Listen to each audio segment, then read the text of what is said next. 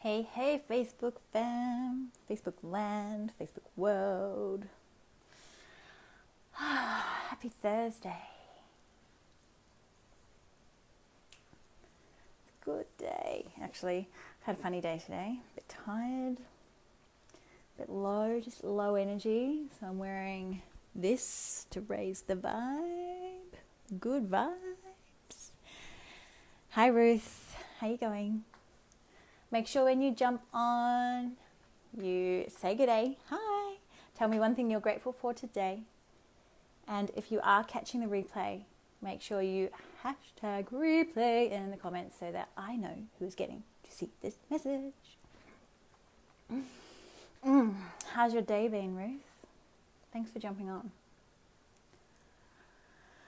All right, so let's do this. How being cheated on at the age of 17, the young, so impressionable age of 17, has affected all of my relationships up until the age of probably about 30, when I actually stopped and did the deep inner work. Hi, Nicole. Thanks for being here, hun. Make sure you say hi in the comments. Yeah, so a little bit about that story. I met a guy when I was, God, how old was I? I must have been 15. He was a fair bit older. He was 20. I think he was 5 years. Yeah, 5 years older than me. I am grateful today for feeling better after being sick lately. Oh, I bet. Nothing beats that feeling, hey? Oh, so good.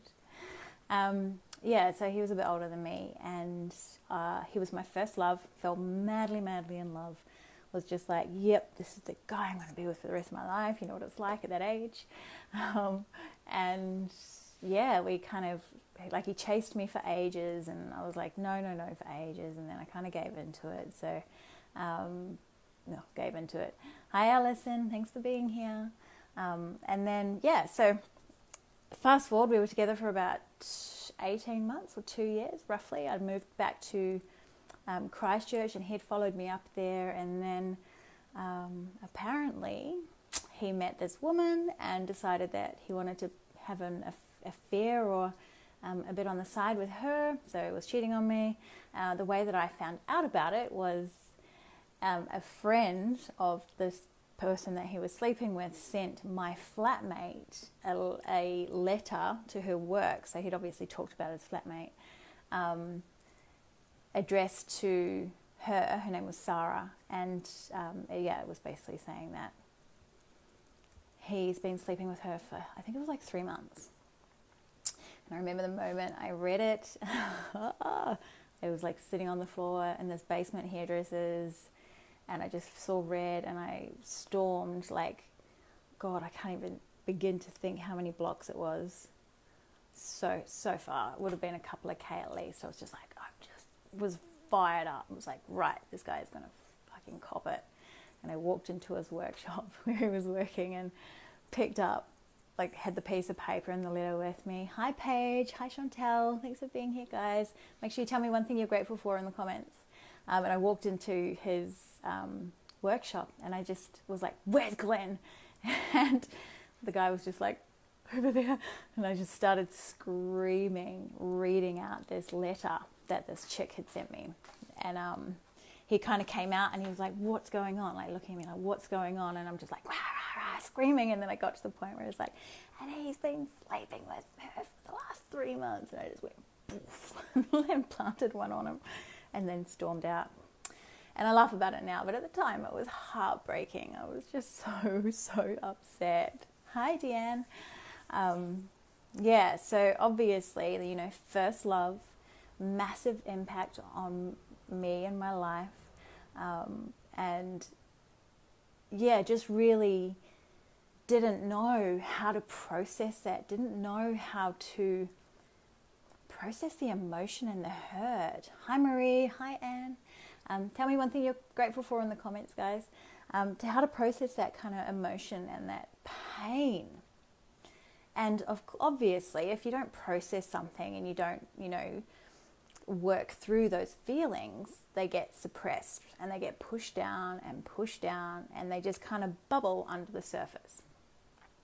So that happened for me. Rather than actually going into the pain and processing the emotion and really clearing that and allowing myself to mourn and feel that, I took it on as though it was something to do with me, that I wasn't good enough, that the reason that he strayed was because I wasn't giving him what he needed.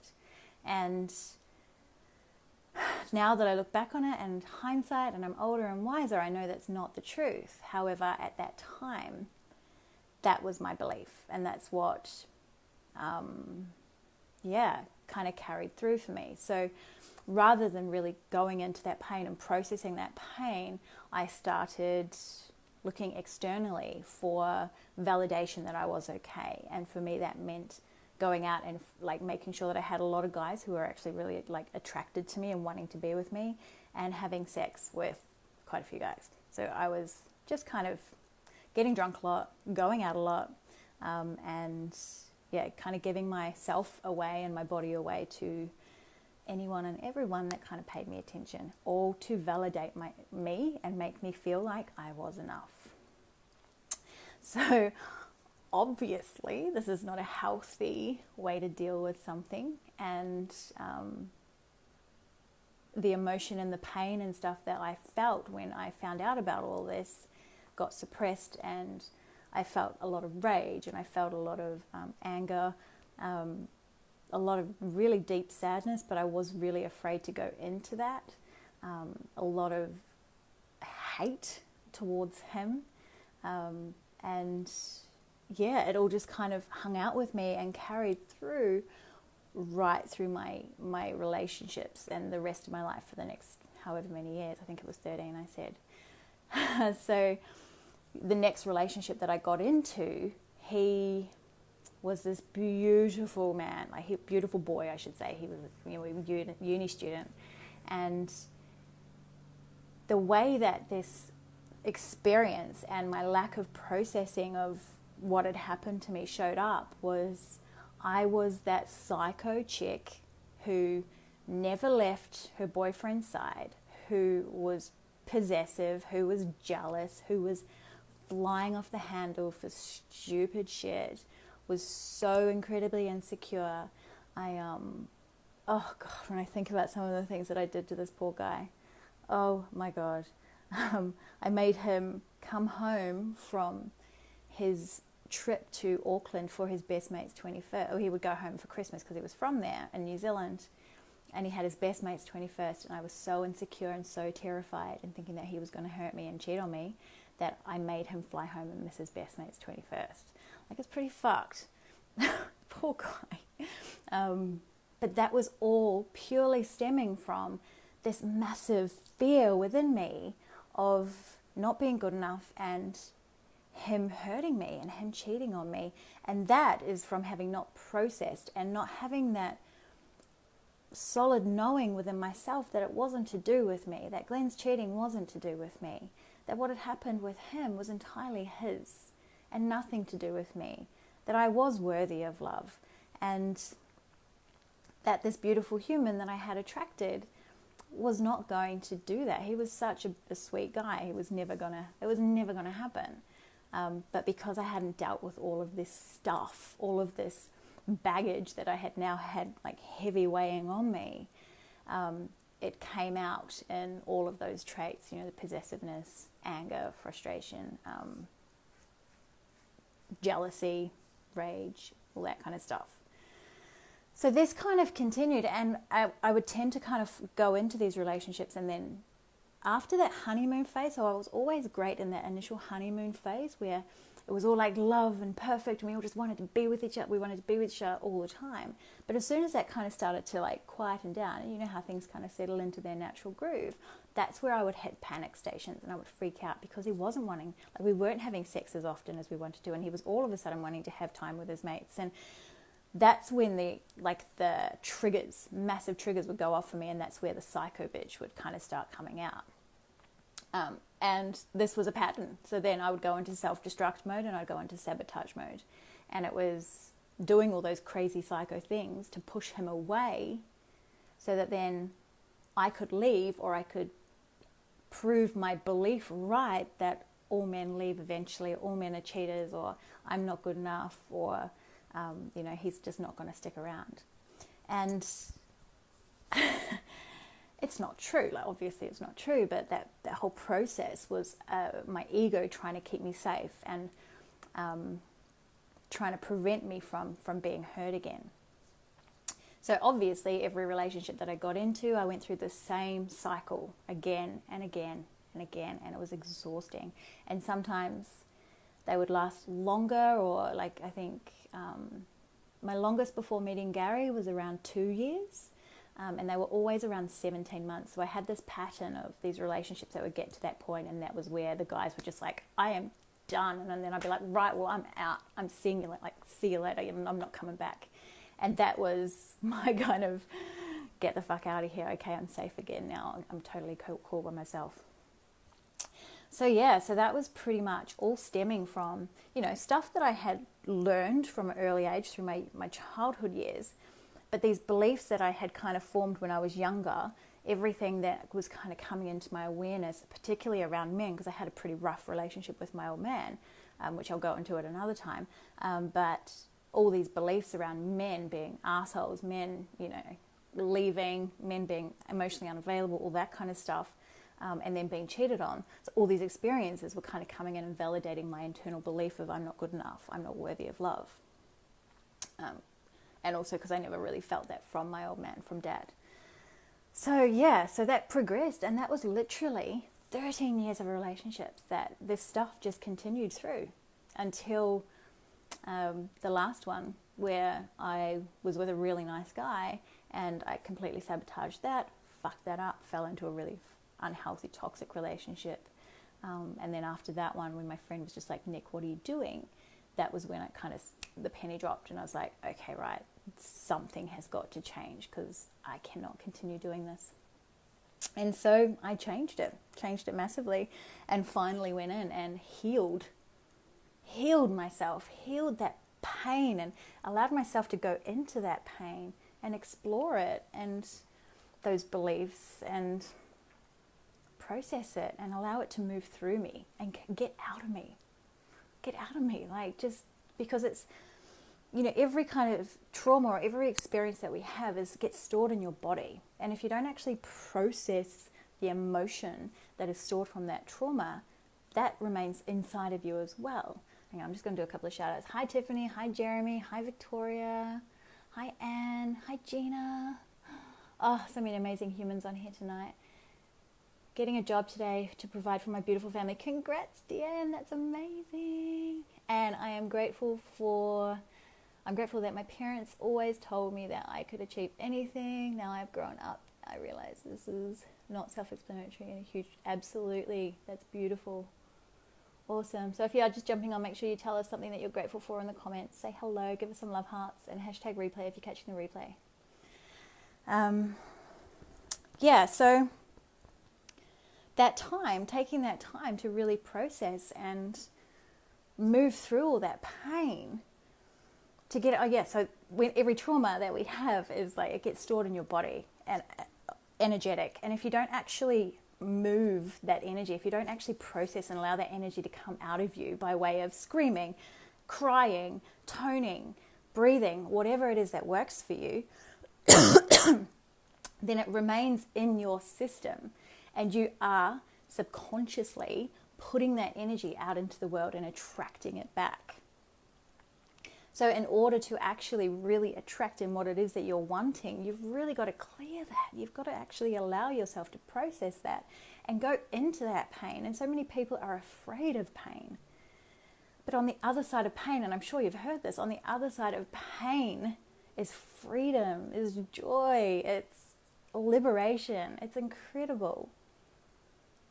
But the only way to get there is if you go through it. You can't skip around it, because if you try and skip around it or dance around it and avoid it, then it just lays dormant until something happens and you get triggered and boom, out it comes again, and booyah. So yeah, I had all that stuff, I did all that work, and then I met Gary, and look, stuff still came up with Gary. I was still triggered, I still had those fears coming up, a lot of stuff still came up. But the difference with Gary and I was that I had done that work on myself, I was more aware of what was going on. He was incredibly patient with me and working through this stuff as well, because there's only so much that you can actually do by yourself. And then having someone else, when you get back into that kind of relating with someone and that those triggers come up and they mirror stuff for you again, and that's where you get to continue doing the work. But having that solid base of doing it by yourself and getting to that space of feeling really good about yourself, loving who you are, believing you're enough, etc., allows you to really face off with the other stuff that's going to come up when you get into a relationship with someone, when your partner kind of starts really reflecting stuff. Hi, Kat. Face that mofo. Exactly, Drew. Face that mofo. Yeah, so if there is, if you're noticing that you are kind of attracting the same experiences in your relationships, if you kind of keep attracting the same guys, if you kind of, got this kind of pattern that you seem to run, look back and ask yourself that question. Is there somewhere in your life an experience that you didn't allow yourself to process, that you didn't allow yourself to fully go into? And hey, lovely, popping in for 4 minutes before I got to head to work. Thanks for tuning in, gorgeous. What are you grateful for today? If there is something that you haven't allowed yourself to process, go back. You go back and clear that shit, so that, because if you're looking for a new relationship and you're carrying all this shit in with you, the guy doesn't stand a chance, for one. But also you're setting yourself up for more hurt and more pain, where it could be something really beautiful. We all want that beauty, don't we? That love, that, to get to that space where you have that partner in crime that you hang out with and you get to do life with and have fun with, and face off with this shit with, and know that you're safe. I've never felt so safe and secure in a relationship in all my life. And I believe that's because I felt that within myself before I met him. Yes, all this other stuff came up. Yes, all this other, stuff has been faced off with, and we've gone through massive ups and downs and been triggered as fuck. But at the end of the day, having that core foundation within me has made all the difference, because I know that I am worthy of the love that he can give me. I'm able to receive that love, and I'm worthy of this incredible relationship that we're continually growing and flow with, and, growing and expanding it together. It's really beautiful. Grateful for the beautiful connections I have, including you. Loving this life. Thank you, my love. Oh, you're so sweet. Love you. Yeah, so I think that's it, my loves. Thank you for tuning in, everybody who is here. If you have any questions, please don't hesitate to comment in this comment section, or shoot me a PM if anything comes up. And if you are interested in working together if you've got stuff going on and you want some help clearing, I've got a 7-week program coming up, which is starting on the 27th of August. It is freaking phenomenal. It is going to have massive, massive impact in the lives of the people that do it. Whoop, yeah, whoop, whoop, whoop, whoop. There's 3 ladies already on board. There are 10 spots available only. So if you want to be one of the last 7, I'll pop a link to the application form in the comments. And look, if it's just even something you just want to explore, we'll have a chat, see if it's the right fit for you. If not, totally okay, but you'll at least get some value out of the call. And if you're in Brisbane and keen to connect in person, I'm running a workshop this Saturday from 10 until 12 at the Tribal Space, where we will start clearing some shit for you and start the healing process and getting you to that space of pure joy and love and abundance within yourself. And I'll pop a link for that in the comment section as well. Yes, if you have any questions or anything comes up for you, make sure you pop a comment or send me a message, or just see what's going on here. Drew, an old girlfriend, my first love, cheated on me with my best friend when I was 19. Oh yeah, chunky. Oh, hang on, where'd you go? When I was 20, I went to uni and got over that shit 2 more years later and found out our new love was totally and utterly clear and complete. I don't know why this does that, I can't see. I can't read the rest of it. I'll have to look at that properly when I jump off, Drew. Yes. All right, my loves. Thanks for tuning in. Thanks for being here and giving me your time. Because, you know, time's not something that you ever get back. So I'm very, very privileged and grateful for your time and energy and for being here. Have a wonderful, wonderful rest of your Thursday. I'll see you soon.